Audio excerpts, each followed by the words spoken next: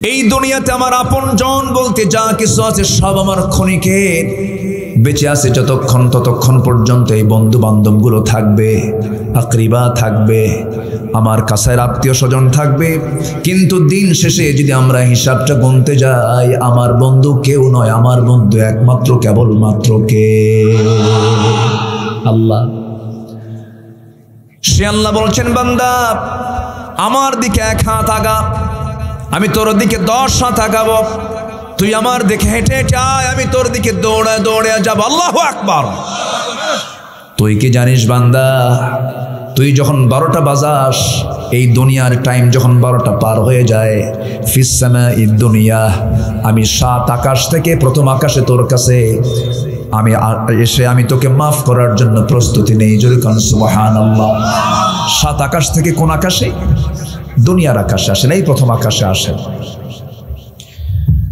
আমার আল্লাহ তাআলা আরশ আজিমটা কত দূর, যেখানে বসে আছে এখান থেকে আর এত দূরে।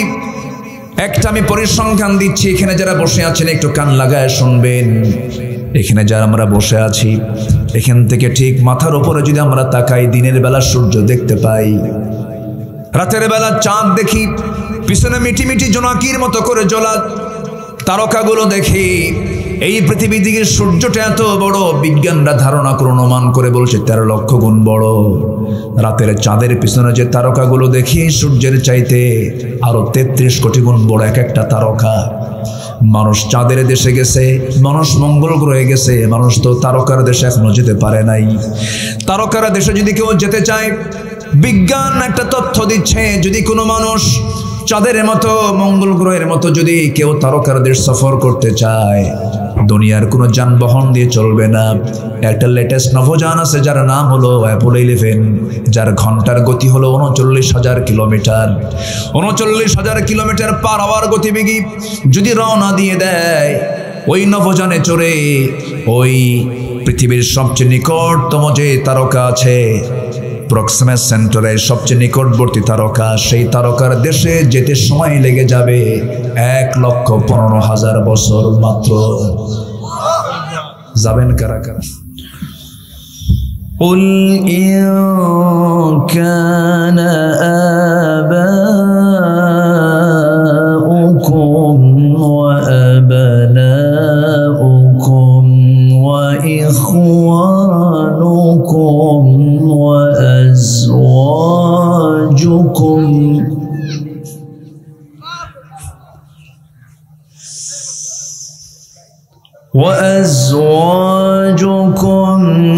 وعشيرتكم وأموال اقترفتموها وتجارة تخشون كسادها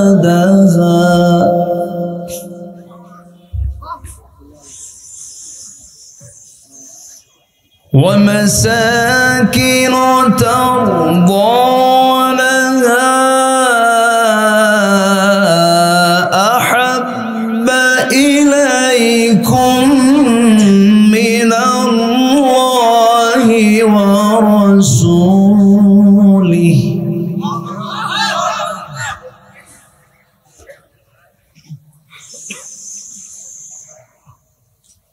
أحب إليكم من الله ورسوله وجهاد في سبيله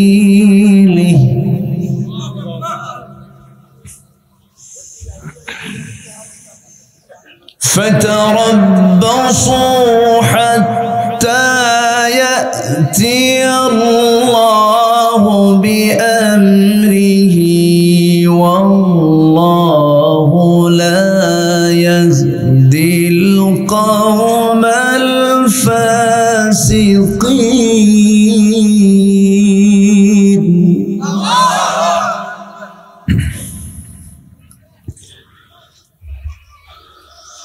الله أكبر. بسم الله الرحمن الرحيم.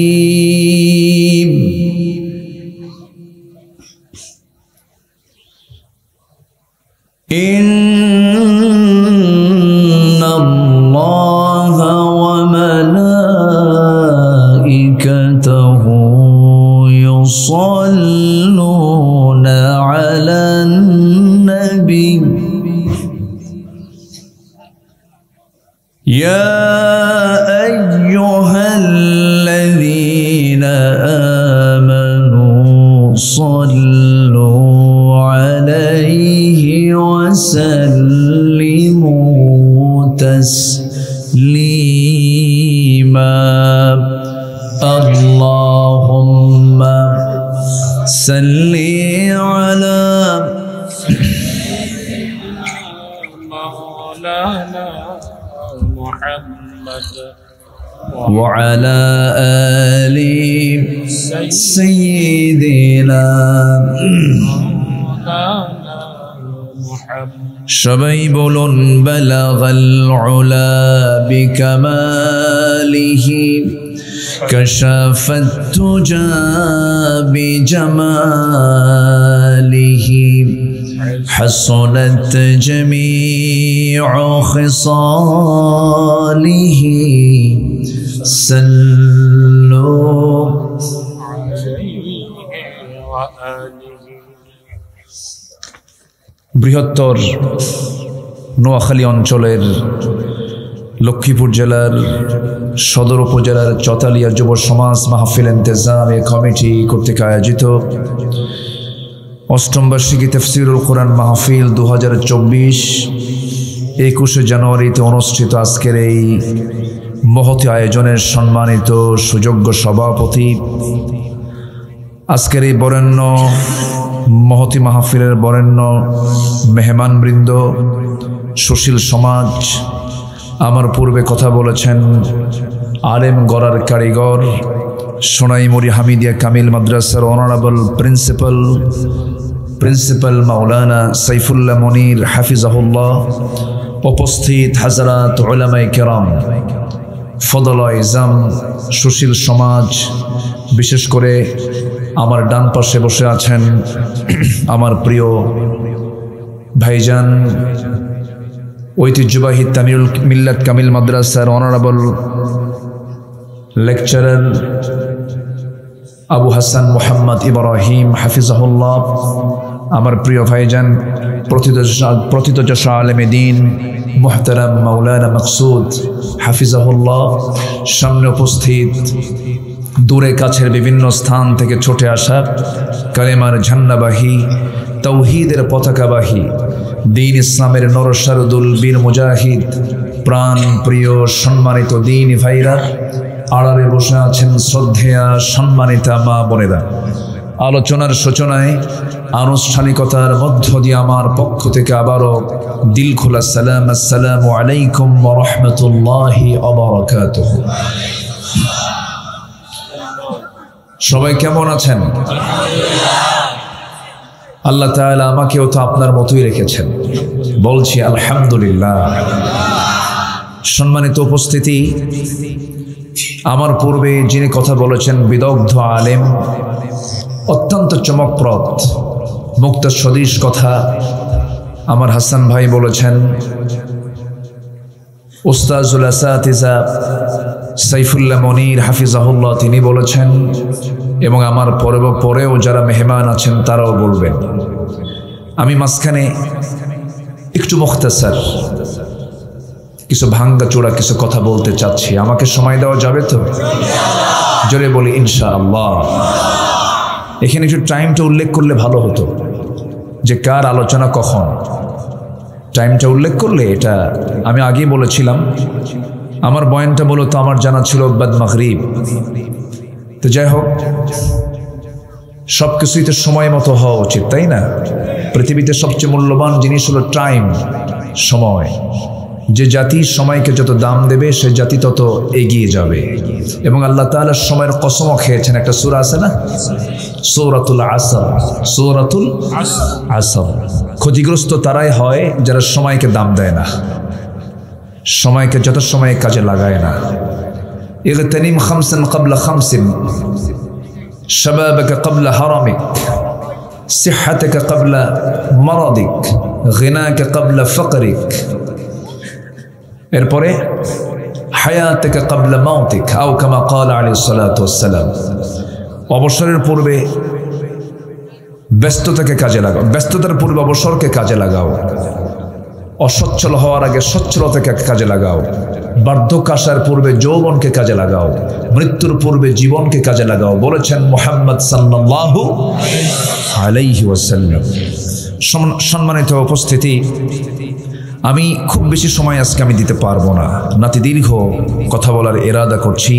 তবে আমলের যদি নিয়ত থাকে, আমলের নিয়তে যদি আমরা শুনি তাহলে অনেক সময়। আমাদের দেশে ওয়াজ বেশি না আমল বেশি? ভালো করে বলেন। এটা তো আমি পারবো না, এটা তো সম্ভব না। আপনি আপনার মতো চালাবেন তা তো হবে না। সম্মানিত হাজিরিন,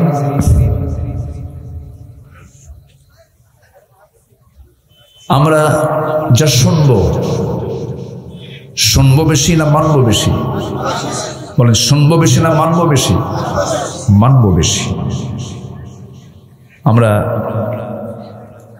সূরা সফের আয়াতের দিকে তাকাবো, লিমা তাকুলুনা মা লা তাফআলুন।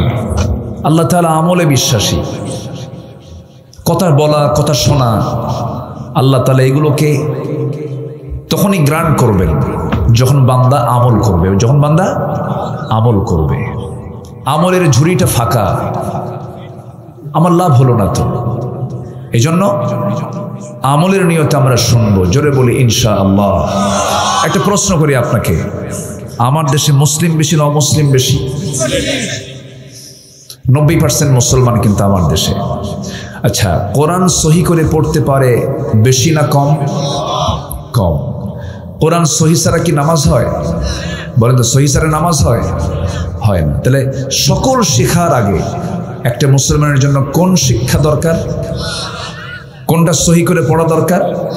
কোরআন। বিসিএস ক্যাডার বহু আছে, কোরআন পড়তে পারে না, আছে না? আচ্ছা, অথচ দরকার ছিল কি? কোরআনটা শেখা দরকার ছিল। যদি প্রশ্ন করি, আমার দেশে যে মুসলমান বসবাস করে, নামাজি বেশি না বেনামাজি বেশি? বেনামাজি বেশি। এই পৃথিবীতে সবচেয়ে বড় অপরাধ আমার আল্লাহর কাছে যে বান্দা নামাজটা ছেড়ে দেয়, এবং জাহান্নামে যাওয়ার যতগুলো কারণ আছে, এক নাম্বার কারণ হলো লাম নাকু মিনাল মুসাল্লিন।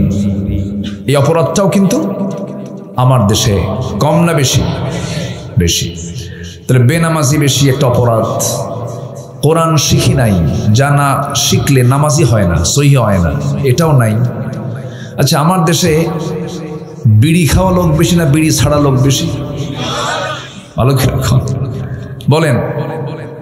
বিড়ি খাওয়া লোকই কিন্তু বেশি।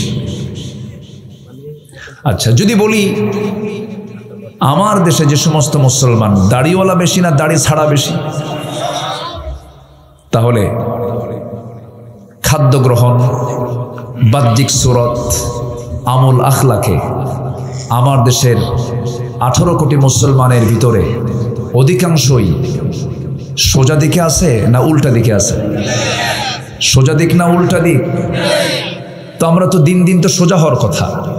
আমরা নাকি সভ্য হচ্ছি, আমরা কি স্মার্ট হচ্ছি? স্মার্ট বাংলাদেশ না? স্মার্ট যদি হয় তাহলে তো এগুলো থাকার কথা ছিল না। তাহলে একটা পক্ষ আমাদেরকে কোন দিকে স্মার্ট বানাতে চায়? কোরআন ছাড়া, ইসলাম ছাড়া, দিন ছাড়া না। কোরআন ছাড়া, ইসলাম ছাড়া একটা ব্যক্তি, একটা সমাজ, একটা রাষ্ট্র কখনো স্মার্ট হতে পারে না। এটাকে মাথায় রাখতে হবে। আল্লাহ তাআলা কোরআনটা নাজিল করেছেন বহু আগে। আজও পৃথিবীতে চিরবিকৃত, চিরসুরক্ষিত অবস্থায় আছে এবং থাকবে। কোরআন কখনো পুরাতন হবে না, কোরআন কখনো অকেজো হবে না, কোরআন কখনো ব্যর্থ হবে না। জোরে বলি সুবহানাল্লাহ। সেই কালাম কোরআন। বুকটা ফেটে যায়। আজকে দেশে যত শিক্ষার্থী আছে ম্যাক্সিমাম শিক্ষার্থী কোরআনটা পড়তে পারে না। আপনি মালয়েশিয়া যান, আমার একটা সফর ছিল, 60% মুসলমান টোটাল তারা কোরআনটাকে সহি করে পড়তে পারে। কেন? তাদের সিলেবাসে কোরআন শেখা বাধ্যতামূলক। আমার দেশে কি তা আছে? না, বরঞ্চ যা ছিল তা পাল্টায় লাল গুরু ঢুকাইছে। কি গুরু? লাল গুরু। সম্মানিত ভাইয়েরা, আমি প্রথমেই সবাইকে একটি মেসেজ দিতে চাই, সেটা হলো সন্তানকে প্রত্যেক পিতামাতার দায়িত্ব হলো সুশিক্ষা দেওয়া। প্রত্যেক পিতামাতার দায়িত্ব হলো সন্তানের হাতে কোরআনকে তুলে দেওয়া। এটা মাথায় রাখবেন। পারিবারিক এই ভুল সিদ্ধান্তের কারণে আজকে কিন্তু জাতির এই দশা। যেদিন থেকে ফরকানিয়া মাদ্রাসার প্রতি দুর্বলতা এসেছে, যেদিন থেকে হাফিজি নুরানি মাদ্রাসা ফরকানিয়া মাদ্রাসার জায়গায় কেজি স্কুল দখল করে বসেছে, সেদিন থেকেই এটির একটি বিশাল গ্যাপ আমরা লক্ষ্য করছি। দ্বীন ইলমের সূতিকাগার হচ্ছে নোয়াখালী অঞ্চল, সেখানেও আমরা ঘাটতি লক্ষ্য করছি। কি ঠিক আছে না মাকসুদ ভাই? সেখানেও কিন্তু আমরা ঘাটতি লক্ষ্য করছি। কেন? কি জন্য? আমরা ভাবি কোরআন শিখে করবে কি? এই চিন্তা যার মাথায় আসে তার নতুন করে ঈমান আনা দরকার। আসতে বলবেন না, জোরে বলুন ঠিক কিনা? নতুন করে ঈমান আনা দরকার। বেশি করে আমরা কোরআনের সঙ্গে সম্পর্ক রাখবো, কোরআনকে নিয়ে আমরা চলবো, কোরআনকে নিয়ে আমরা ব্যক্তিগত জীবনকে সাজাবো, পরিবারকে সাজাবো। কোরআন তেলাওয়াত দিয়ে পরিবারকে দিন শুরু করতে বলবো। বাচ্চাদেরকে যত শিক্ষা আছে সকল শেখার আগে বাচ্চাকে বলবো, তুই আগে কালামটা পড়, কালামটা সুন্দর করে পড়। সবচেয়ে বড় ডিউটি হলো এটা। ব্যক্তি, সমাজ, রাষ্ট্রে যখন কোরআনটা থেকে যাবে, শয়তান সেখান থেকে ঈমানকে কখনো ছো মেরে নিয়ে যেতে পারবে না। কোরআন যখন থেকে যাবে, শয়তানের সমস্ত চক্রান্ত বানচাল হয়ে যাবে। এই জন্য আমার বন্ধুগণ, প্রথম আহ্বান হলো কোরআনের মাহফিল এসেছি, আমার পরিবারকে আমরা কোরআন দিয়ে সাজাবো। জোরে বলি ইনশাআল্লাহ। কি দিয়ে সাজাবো? কোরআন দিয়ে সাজাবো আমরা। সেই কালামে হাকিমের গুরুত্বপূর্ণ একটি সূরা, সূরাতুত তাওবা থেকে আমি একটা আয়াতে কারিমা তেলাওয়াত করেছি। এই আয়াতের ভিতরে আল্লাহ তাআলা 8টা জিনিসের, 8টা প্রিয়, 8টা মোহাব্বতের জিনিসকে আল্লাহ তাআলা উপস্থাপন করে এই 8টা প্রিয় জিনিসের উপরেও, 8 প্রিয় ব্যক্তি বস্তুর উপরেও আল্লাহ তাআলা তার প্রতি ভালোবাসা, নবীর প্রতি ভালোবাসা এবং জিহাদকে বেশি প্রিয় মনে করাকে আল্লাহ তাআলা তাকিদ দিয়ে বান্দাকে অর্ডার দিয়েছেন এবং জানিয়ে দিয়েছেন আমার নবী মুহাম্মদ সাল্লাল্লাহু আলাইহি ওয়াসাল্লামকে, হে রাসূল কুল, আপনি বলুন, জানিয়ে দেন। যদিও এই আয়াতের আগে আল্লাহ তাআলা আরেকটা আয়াত দিয়ে ঈমানদারকে ডাক দিয়েছেন। ঈমানদারকে ডাক দিয়ে কি বলছেন?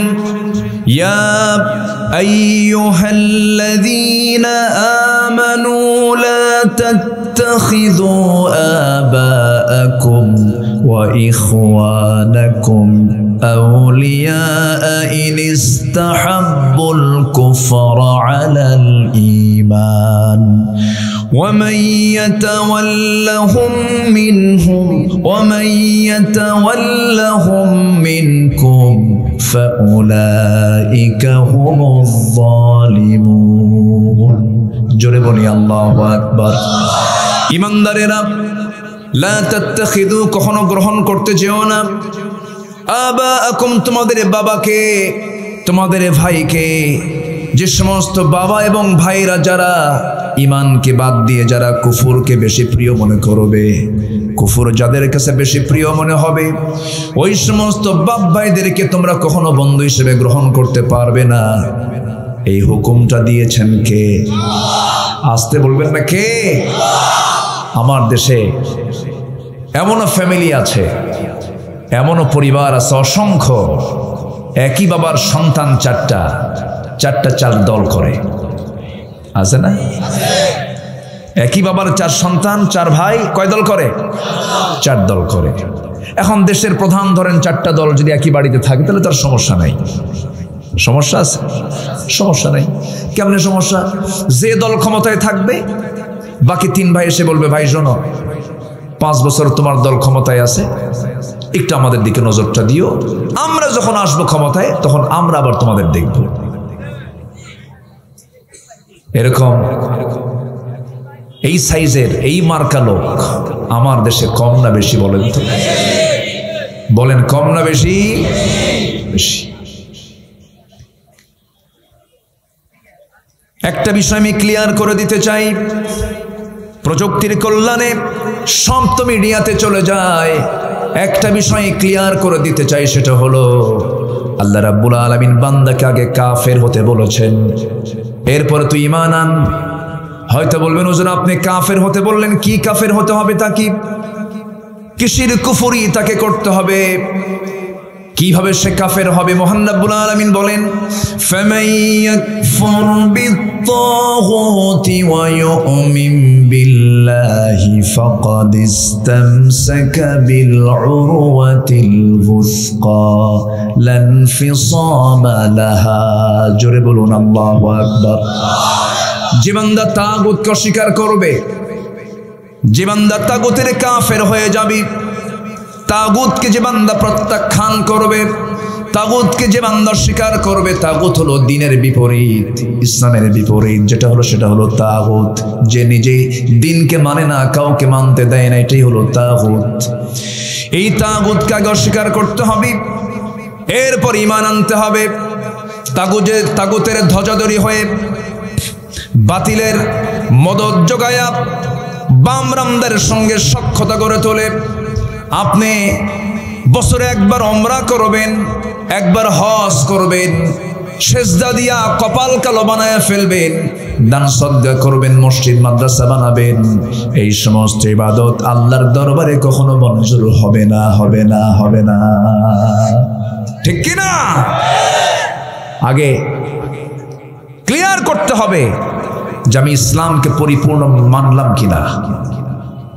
আমার দেশে এমন বহু চেতনার লোক আছে, বহু দলের লোক আছে যারা দল হিসাবে ইসলামকে মানতেই চায় না, আছে না? এই বিষয়টা আমি ক্লিয়ার করতে চাচ্ছি, আমি তো মাথায় রাখবেন বিষয়টা। অনেকে ভাবে কি জানেন, দল এটা আমার মনের মতো করে করব, এটা ব্যক্তিগত ব্যাপার, পার্সোনাল। আমি নামাজ পড়বো, আমি রোজা রাখবো, আমি দল যেটাই করি না করি। এরকম ইজি করে কথা বলার মতো লোক আছে না নেই বলেন তো? এটা কি কোনো ইজি বিষয়? এটা কি কোনো সহজ বিষয়? না। আমার রবকে, আমার আইনদাতাকে, আমার বিধানদাতাকে, আচ্ছা আমার নেতা হচ্ছেন মুহাম্মদ সাল্লাল্লাহু, আচ্ছা আমার সংবিধান হলো কোরআন। আমার সংবিধান কি বলেন? আমার দ্বীন কি? ইন্নাদ দীনা ইনদাল্লাহিল। আমার দল কি? জোরে বলেন, আরো জোরে বলেন, আরো জোরে বলেন। তাহলে এই 4 কথার ভিতরে যদি কেউ অন্য কোনো কথা ঢুকায়, তার ঈমান আছে না গেছে? তার ঈমান আছে? তার ঈমান নাই। এই 4 কথার ভিতরে যারা ষড়যন্ত্র করে কথা ঢুকাতে চায়, তাদের ষড়যন্ত্রকে আমাদের বুমেরাং করে দিতে হবে। এই বিষয়টা ক্লিয়ার হওয়া দরকার যে ইসলামকে দল না মেনে অন্য কোন দল মেনে বান্দা জান্নাত পাবে না। এটা ক্লিয়ার হওয়া দরকার। আমার কথা কি বুঝতেছেন আপনারা? এটা কি আমার কথা মোল্লা কইছে না আল্লাহ কইছেন? আমার কোনো দোষ আছে এখানে? এটা তো আল্লাহই বলে দিচ্ছে। যদি আপনি অস্বীকার করেন তাহলে আপনি আয়াতকে অস্বীকার করলেন। আমাদের কথাকে আপনারা আটকিয়ে রাখতে চান। আমরা কথা বললে আপনাদের গায়ে লেগে যায়। আমরা কথা বললে আপনারা বলেন যে আমরা রাষ্ট্রদ্রোহিতার ধ্বজা ধরি, রাষ্ট্রদ্রোহী বক্তব্য আমরা দিচ্ছি। কিন্তু হক কথা বলতে গিয়ে যদি, কোরআনের পক্ষে কথা বলতে গিয়ে যদি কারো ব্যক্তি সমাজের বিরুদ্ধে চলে যায়, এতে আমাদের কোনো যায় আসে না, ঠিক কিনা? কোরআন আগে। আল্লাহ বলছেন ওমাই ইয়াবতাগি গায়রাল ইসলামি দীনান ফালান ইউকবালা মিনহু ফালান ইউকবালা মিনহু, তার কোনো কিছুই কবুল হবে না যে ব্যক্তি দল হিসাবে, জীবন বিধান হিসাবে ইসলামকে ছেড়ে দিয়ে অন্য কোনো দল করলো। আমার কথা যদি পছন্দ না হয় তাহলে কোরআনের আয়াতটা কেটে দেন। কাটেন আয়াত, পারবে কেউ কাটতে? তাহলে আগে সাইজ হতে হবে, আগে লাইনে আসতে হবে, আগে সিরাতুল মুস্তাকিমে ঢুকতে হবে। ওয়ানি'বুদুনি হাদা সিরাতুম মুস্তাকিম, আগে লাইনে আসতে হবে, আগে বলে দিতে হবে আল্লাহকে ইন্নী ওয়াজ্জাহতু ওয়াজহিয়া লিল্লাযী ফাতারাস সামাওয়াতি ওয়াল আরদা হানিফাও ওয়া মা আনা মিনাল মুশরিকিন। বলতে হবে ইন্না সালাতি ওয়া নুসুকি ওয়া মাহয়ায়া ওয়া মামাতি লিল্লাহি রাব্বিল আলামিন। যদি কোনো বান্দা আল্লাহর একটা আয়াতকে অস্বীকার করে, একটা শব্দকে অস্বীকার করে, একটা হরফকে অস্বীকার করে, সে ব্যক্তি কখনো জান্নাত পাবে না। একটা আয়াত আমাকে প্রচন্ড ভীত সন্ত্রস্ত করে ফেলে, দারুণ ভয়ে ফেলে দেয়। সে আয়াতটা হলো সূরা আরাফের 40 নম্বর আয়াত। আল্লাহ রাব্বুল আলামিন বলেন ইন্নাল্লাযীনা কাযযাবু বিআয়াতিনা ওয়াস্তাকবারু আনহা লা তুফাত্তাহু লাহুম আবওয়াবুস সামা ওয়া লা ইয়াদখুলুনাল জান্নাতা হাত্তা ইয়ালিজাল জামালু ফি সাম্মিল খিয়াত ওয়া কাযালিকা নাজজিল মুজরিমিন। আল্লাহ তাআলা বলছেন যারা আমার আয়াতকে অস্বীকার করবে, অহংকার প্রদর্শন করবে, আমার আয়াতকে রেখে অন্য কোন আয়াতকে, অন্য কোন বিধানকে যে বান্দা গ্রহণ করবে, ওয়াস্তাকবারু আনহা লা তুফাত্তাহু লাহুম আবওয়াবুস সামা, তার জন্য আসমানের কোনো দরজাই খোলা হবে না। আসমানের কোনো দরজাই খোলা হবে না। আমার আল্লাহ যদি কোনো বান্দার জন্য আসমানের দরজাই না খুলেন, বান্দা জান্নাত পাবে কেমনে? এবং আল্লাহ তাআলা এমন শক্ত কথা বললেন এরপরে, ওয়ালা ইয়াদখুলুনাল জান্নাহ, এরা কখনো জান্নাতে প্রবেশ করতে পারবে না, হাত্তা ইয়ালিজাল জামালু ফি সাম্মিল খিয়াত, যেমন করে একটা সুঁয়ের ছিদ্র পথে একটা উট প্রবেশ যেমন অসম্ভব, ওই সমস্ত বান্দাদের জন্য জান্নাতে যাওয়া তেমনই অসম্ভব। নাউযুবিল্লাহ। আপনি আয়াতকে স্বীকার করে নামাজ পড়বেন, হবে না। আপনি ইসলামকে জীবনের সকল জায়গায় না মেনে আপনি নামাজ পড়বেন, কাম হবে না।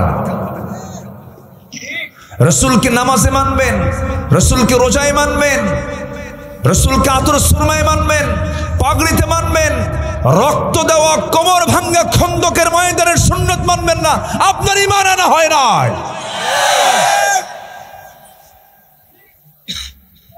কোরআন তেলাওয়াত করতে, নামাজ পড়তে শরীর থেকে রক্ত ঝরে না, কিন্তু দিন কায়েমের সংগ্রাম করতে গেলে রক্ত ঝরাতে হয়, জীবন দিতে হয়।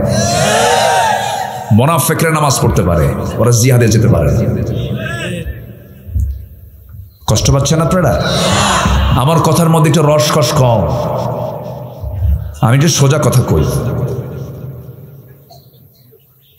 এই জাতি আলেমদেরকে খুব ভালোবাসে, আলহামদুলিল্লাহ বলেন, আলহামদুলিল্লাহ। কিন্তু আলেমরা যখন নেতৃত্বে যেতে চায় তখন বলে, হুজুর আপনি এই জায়গায় কেন আসছেন? বলে না? আপনি দোয়া করে দিবেন। আপনি এই জায়গায় কেন? ভালো মানুষ কি জায়গায় আসে নাকি? হ্যাঁ, আসে না? এরকম আসে না? নাই বলেন। আচ্ছা, বসে। সম্মানিত ভাইয়েরা, আমার দিকে একটু কান লাগান। আল্লাহ তাআলা বলছেন, তোমরা যদি 8টা জিনিসের চাইতে আল্লাহ, রসুল এবং জিহাদকে বেশি না ভালোবাসো, আল্লাহর ফায়সালার অপেক্ষায় থাকো। আল্লাহু লা ইয়াহদিল কওমাল ফাসিকিন, আল্লাহ তাআলা ফাসিকদের কখনো হেদায়েত দেন না। যেরকম নাউযুবিল্লাহ। সূরাত তাওবা আয়াত নাম্বার 24। আমার বন্ধুগণ, আল্লাহ তাআলা কি বলছেন? ইন কানা আবাউকুম, যদি তোমাদের বাবা, যদি তোমাদের সন্তান, যদি তোমাদের ভাই, যদি তোমাদের স্ত্রী, যদি তোমাদের গোত্র, যদি তোমাদের মালামাল, তোমাদের ব্যবসা, তোমাদের পছন্দের ঘর বাড়ি, এই 8টা জিনিসের চাইতে যদি আল্লাহ, রসুল এবং জিহাদ যদি বেশি প্রিয় না মনে হয়, আল্লাহর ফয়সালার তোমরা অপেক্ষা করো।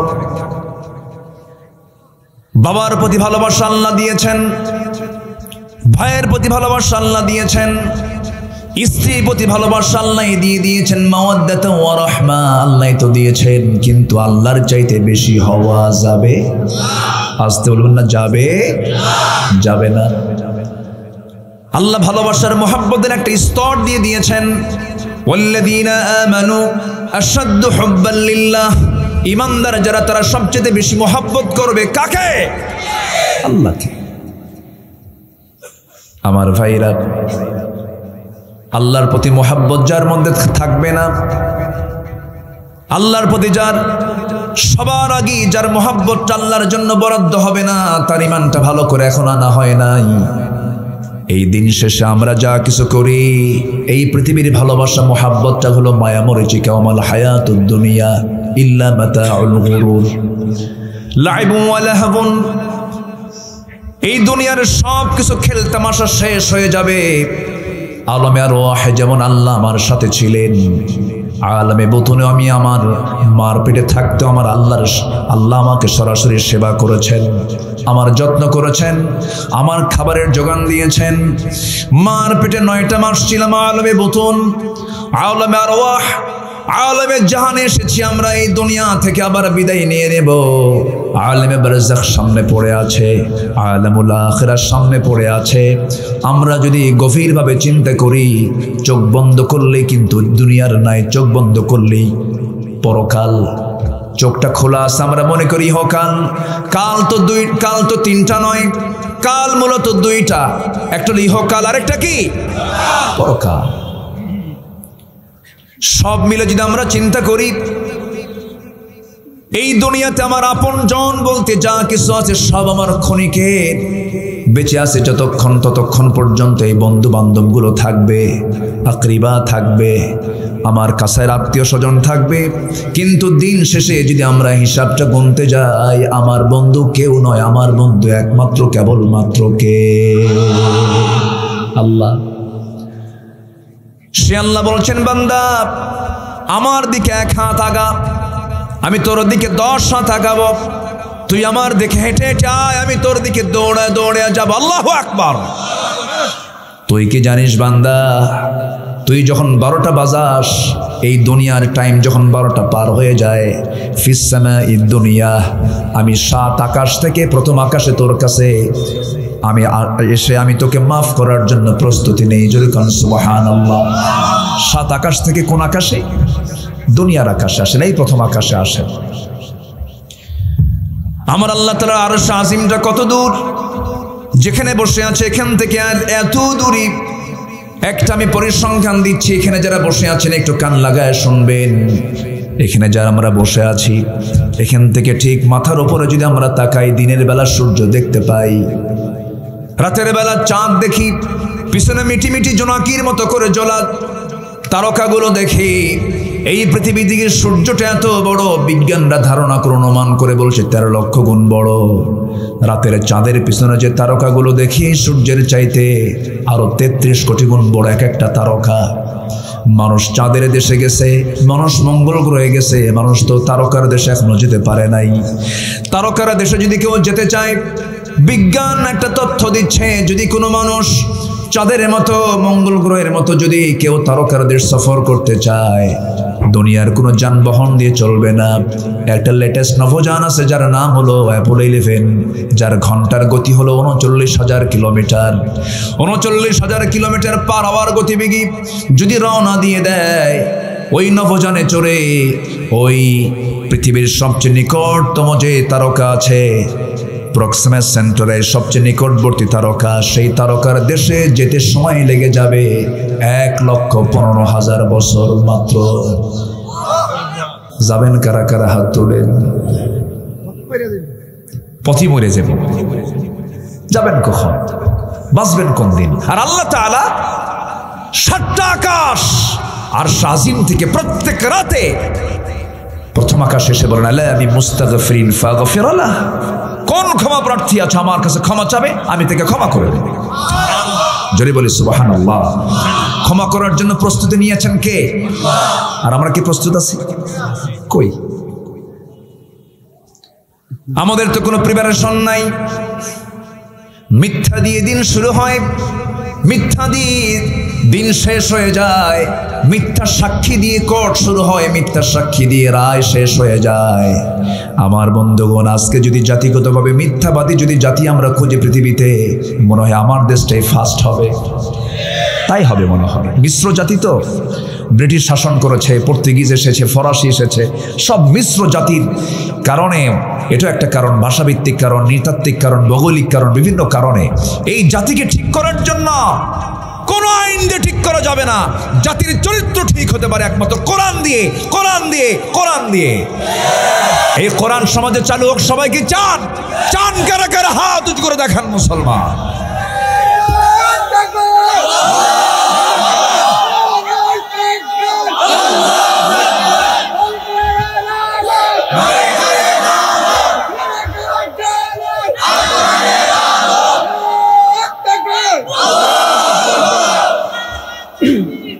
তাহলে আমার সবচেয়ে প্রিয় আপনজন তিনি কে? আসতে বলবেন না, তিনি কে? নাম্বার 2 হচ্ছেন মুহাম্মদ সাল্লাল্লাহু। শুধু কি নামাজে আদর্শ? শুধু কি নামাজে আদর্শ? আমার নবীর সমাজেও আদর্শ। যারা রাসূলকে নামাজে মানবেন, রোজায় মানবেন, দাড়িতে মানবেন, কলপে কি বলে সুরমায় মানবেন, এরপরে পাগড়িতে মানবেন, আলহামদুলিল্লাহ সওয়াব পাবেন। কিন্তু রাসূলকে যিনি রাষ্ট্রনায়কের মডেল মনে করবেন না, রাসূলকে যিনি শাসকের মডেল মনে করবেন না, এটা একটা প্রতারণা, ভণ্ডামি, মুনাফিকি। এটা মুনাফিকি। কথা ক্লিয়ার? ওয়াজকে বেশি লাগে? ঈমানই তো ভালো করে আনা হয় না আমাদের। ইয়া আইয়ুহাল্লাযীনা আমানু আমিনু, ভালো করে ঈমান আনো আগে। ওয়ালা তামুতুন্না ইল্লা ওয়া আনতুম মুসলিমুন। শিরক এমন একটা গুনাহ, পিঁপড়া হাঁটার আওয়াজ যেমন কানে আসে না, বান্দা কখন শিরক করে বান্দা নিজেও টের পায় না। সম্মানিত ভাইয়েরা, আল্লাহর আইনকে সব জায়গায় না মানে একটা বড় শিরক। আল্লাহ তাআলা এই শিরকের বড় গুনাহ থেকে জাতিকে হেফাজত করুন। জোরে বলি আল্লাহুম্মা আমিন। নাম্বার 3 হচ্ছে ওয়া জিহাদিন ফি সাবিলিহ। আল্লাহর রাস্তায় জিহাদ করাকে যারা প্রিয় না মনে করে। কার কথা? আল্লাহর কথা। তাবুক অভিযানে আমার নবী মুহাম্মদ সাল্লাল্লাহু, তিনি 30,000 সাহাবী নিয়ে তাবুকের প্রান্তরে গেলেন। যুদ্ধ হলো না। যুদ্ধ না হয়েই আমার নবী আবার মদিনায় ফিরলেন। এই সূরা তাওবার প্রেক্ষাপট এটা। আমার নবী যে মসজিদে নববীতে বসা, এক সাহাবী আস্তে করে নবীর সামনে গিয়ে হাঁটু গেড়ে দিয়ে রাসূলকে লক্ষ্য করে বলছেন, ইয়া রাসূলুল্লাহ, আমি তাবুকে যাইনি, আমি জিহাদে অংশগ্রহণ করিনি। কেন? কাব বিন মালিক, তুমি কেন গেলে না বলো তো? কাব বিন মালিক রাদিয়াল্লাহু আনহু বলছেন, ইয়া রাসূলুল্লাহ, কোনো কারণ ছিল না, গরিমসি করেছি, ঢিলামি করেছি, যাওয়া হয়নি। আর কে যাও নাই বলো?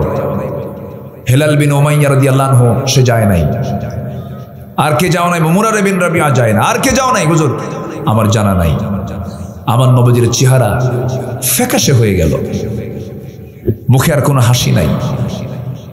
আমার নবীজি বললেন, কাব বিন মালিক আর কিছু বলবে না, তুমি যাও। বের হয়ে আসা মাত্র আমার নবীজি নোটিশ জারি করলেন, মদিনার কোন সাহাবী, হেলাল বিন উমাইয়া, কাব বিন মালিক, মুরারা বিন রাবিআ, এই তিন ব্যক্তির সাথে কেউ কোনো প্রকার কথাবার্তা, লেনদেন, কোনো কিছু করতে পারবে না। রাসূল বয়কটের ডাক দিলেন। আমার বন্ধুগণ, বয়কটের ডাক যখন দেওয়া হলো, কাব বিন মালিক রাদিয়াল্লাহু আনহুর কানে যখন সংবাদ চলে গেল, দৌড় মেরে বাড়ির দিকে চলে গেলেন। দরজায় নক করলেন, বউ আমার দরজা খোলো। ভিতর থেকে বলছেন, দরজা খুলবো, শর্ত হলো আপনার ঘর আপনি ঢুকবেন, কিন্তু আপনার ঘরে আমি থাকবো না, কারণ যেই স্বামীকে রাসূল বয়কট করেছেন সেই স্বামীকে আমি তার বউ বয়কট করতে বাধ্য হলাম। আহাব্বা ইলাইকুম মিনাল্লাহি ওয়া রাসূলিহি ওয়া জিহাদিন ফি সাবিলিহি। কাব বিন মালিকের চোখের পানি বন্ধ হয় না। সামনের দিকে যখন ফিরে আসতেছিলেন, ঘরে ঢুকলেন না। ছোট্ট দুইটা বাচ্চা নিজের সন্তানদেরকে ডাক দিচ্ছে, হে কলিজার টুকরা সন্তান, এদিকে আসো, একটু আদর করি। বাচ্চাগুলো বলে, যাব না, রাসূল নাকি তোমাকে বয়কট করেছে, তার সঙ্গে আমরা কথা বলবো না। হেলাল বিন উমাইয়া রাদিয়াল্লাহু তাআলা আনহু বাড়িতে বসে আছেন, শুনতে পেলেন নবীজির বয়কটের কথা। ঘরের মধ্যে থেকে একটা রশি নিলেন, রশি নিয়ে সোজা মসজিদ নববীর সামনে গিয়া একটা খুঁটির সঙ্গে দড়ি বাঁধলেন। নিজের হাত স্বেচ্ছায় বেঁধে বলছেন, হেলাল রে, তোর মতো পোড়া কপাল কে আছে যার বিরুদ্ধে বিশ্বনবী বয়কটের ডাক দেন? খাওয়া বন্ধ, ঘুম বন্ধ, সবকিছু বন্ধ, কেউ তাদের সঙ্গে কথা বলে না। দিনগুলো কত কষ্টের মধ্য দিয়ে পার হচ্ছে, আমার নবীজিও কষ্ট পেতেছেন। আমার ভাইয়েরা, মুরারা বিন রাবিআ পাহাড়িয়া গর্তের মধ্যে সেজদায় পড়ে কাঁদতেছেন, আল্লাহর কাছে তওবা করছেন, ইস্তেগফার করছেন। পৃথিবীর কোন আদালত তওবা ইস্তেগফার কেউ তো কবুল করতে পারবে না। পৃথিবীর কোন আদালত না কবুল করলেও আদালত আছে কার? আসতে বলবেন না, কার? আল্লাহর আদালত তো অবশ্যই আছে। পাপী বান্দাও আল্লাহর বান্দা, ভালো বান্দাও আল্লাহর বান্দা। আল্লাহ যাকে চান মাফ করেন, যাকে চান শাস্তি দেন, যাকে চান জান্নাত দিবেন, যাকে চান জাহান্নাম দিবেন। তবে হেদায়েতের মালিক কে? আসতে বলবেন না, কে? এই সুপ্রিম পাওয়ার কার? আল্লাহ তাআলা। এই তিনজন সাহাবীর তওবা এক পর্যায়ে কবুল হয়ে গেল। নবীর কাছে আয়াত নাযিল হলো, ওয়া আলা সালাসাতিল্লাযিনা খুল্লিফু। এই আয়াতটা যখন নাযিল হয়ে গেল, সঙ্গে সঙ্গে আমার নবীজির পাশেই ছিলেন ওমর ফারুক রাদিয়াল্লাহু তাআলা আনহু। রাসূল বলছেন, ওমর, কাব বিন মালিককে সংবাদ দিয়ে দাও, আল্লাহ তাআলা তাদের শানে আয়াত নাযিল করে দিয়েছেন, তাদের তওবা কবুল করে নিয়েছেন। সাইয়েদনা ওমর ফারুক গেলেন তার বাড়িতে, বউ ভিতর থেকে জবাব দিচ্ছেন, যার খবর রাসূল রাখেন না তার খবর আমরা তার বউ রাখি না। আল্লাহু আকবার। সব ভালোবাসা হবে কার জন্য? সব মহব্বত হবে কার জন্য? আল্লাহর জন্য। তিনজন তওবা করেছেন, আল্লাহ তাদের তওবা কবুল করে নিয়েছেন। কিন্তু মাঝখান থেকে শিক্ষা হলো, আমার নবীজি ৩০,০০০ সাহাবী নিয়ে তাবুকে গেলেন, যুদ্ধ হয়ও নাই, এর মাঝে মাত্র ৩ জন যান নাই। রাসূল কি এটাকে মাথায় না নিতে পারতেন না? পারতেন। আচ্ছা ঠিক আছে, যাও নাই, বাস, সমস্যা নাই। কেন দিন আমলে নিয়েছেন? ইকামতে দিনের কাজে, দিন প্রতিষ্ঠার কাজে গরিমসি করার কোনো সুযোগ নাই। কার অর্ডার? আসতে বলবেন না, কার অর্ডার? আল্লাহর অর্ডার। সম্মানিত ভাইয়েরা, সম্মানিত বন্ধুগণ, এই আয়াত আমাকে এটাই জানান দিচ্ছে, এই পৃথিবীতে আমার আপনজন বলতে কেউ নাই। আমার আব্বা আমার আপন নয়, আমার মা আমার আপন নয়, আমার স্ত্রী আমার আপন নয়, আমার সন্তান আমার আপন নয়, আমার মালামাল আমার স্থায়ী কিছু নয়, সবচেয়ে আমার আপন কে? এর মানে আবার বলতেছি, আমি আবার এটা উল্টা বুঝবেন না যে বাপ মার খেদমত করার দরকার নেই, এটা না। কিন্তু বাপ মার দাম তো আছেই, সম্মান মর্যাদা তো অবশ্যই আছে, কিন্তু আল্লাহর চাইতে বেশি, নবীর চাইতে বেশি, এটা মাথায় রাখতে হবে। আমার আলোচনার সাবজেক্টটাই হচ্ছে এটা। আল্লাহ তাআলা আমাদের সবাইকে আমল করার তৌফিক দান করুন। জোরে বলি আল্লাহুম্মা আমিন, আরো জোরে আল্লাহুম্মা আমিন। আমরা নামাজি হব। সেই গ্রাম আদর্শ গ্রাম, যে গ্রামের মসজিদ জোহরের চাইতে ফজরে মুসল্লি দিয়ে মসজিদ বেশি ভরে। আমরা নিজেরাই দায়িত্বশীল হয়ে যাব, পরিবারে নামাজের পরিবেশ তৈরি করব। অপসংস্কৃতির একটা আগ্রাসন চলছে, ফ্যামিলিকে রক্ষা করব। যুবকরা সমস্ত নেগেটিভ দৃশ্য থেকে নিজের চোখকে হেফাজত করো, নোংরামি বন্ধ করো। আজকে সমকামিতে প্রমোট করা হচ্ছে, হোমোসেক্স সেক্সকে আজকে প্রমোট করা হচ্ছে, অথচ ঋষি সুনাকের মতো ব্রিটেনের প্রধানমন্ত্রী ঋষি সুনাক একজন অন্য ধর্মের মানুষ, তার মতো ব্যক্তিও বলতেছেন a man is a man, A women is a women.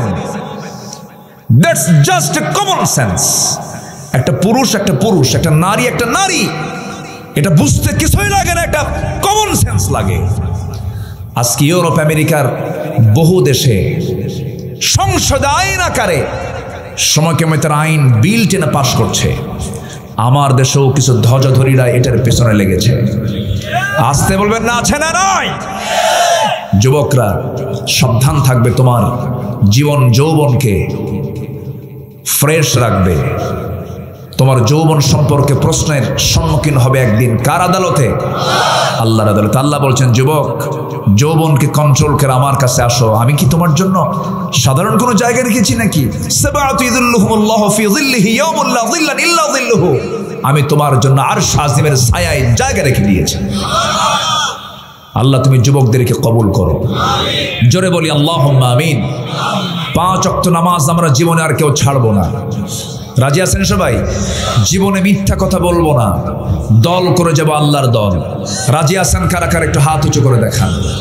জোরে বলি আল্লাহ আমাদেরকে 5 ওয়াক্ত সালাত আদায় করার তৌফিক তুমি আল্লাহ দিয়া দাও। জোরে বলি আমিন, আরো জোরে আমিন। হাত নামান। কষ্ট দিয়ে ফেললাম মনে হয়।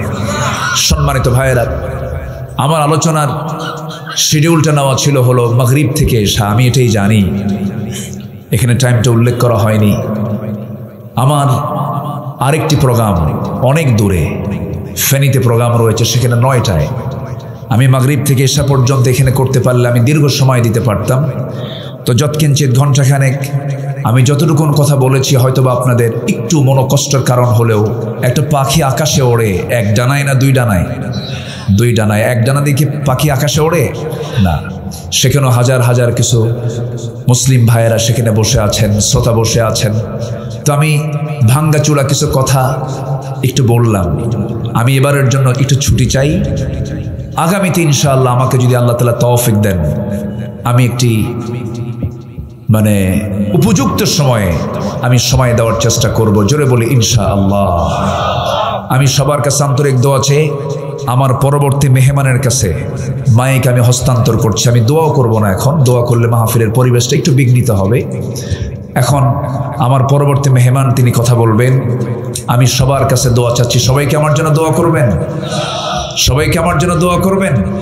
আমি সবার জন্য দোয়া করি। আমি সবার কাছে ওয়াদা নেব, আমার ওস্তাদজি, আমার ওস্তাদ তুল্য, আমার খুব কাছের, প্রায় কথা হয়, সৈয়দ আনোয়ার হোসেন তাহির আল জাবির আল মাদানী হাফিজাহুল্লাহ।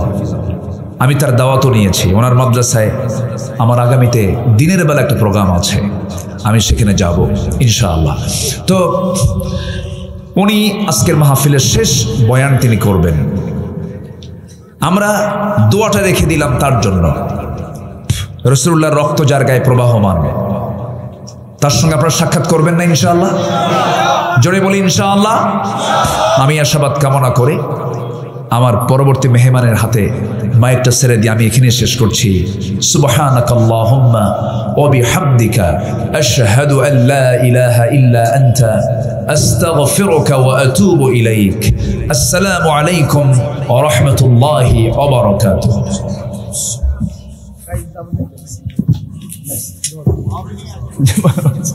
আলহামদুলিল্লাহ।